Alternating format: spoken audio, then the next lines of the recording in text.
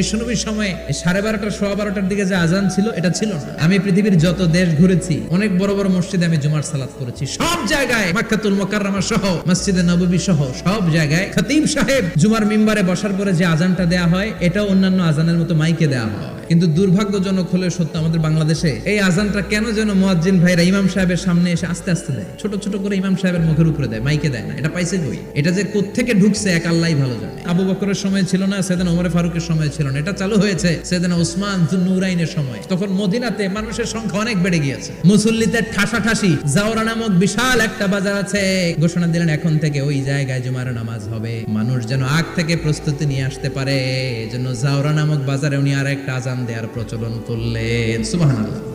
সেখান থেকে আজ অবধি আমরা এই অতিরিক্ত আজানটা দিয়ে থাকি। এটা নবীর সুন্নাত না, এটা সাহাবীর সুন্নাত। বিশ্ব নবীর সুন্নাহ মেনে নেওয়া যেমনি আবশ্যক, 4 খলিফার থেকে পাওয়া সুন্নাতগুলো মেনে নেওয়া আবশ্যক।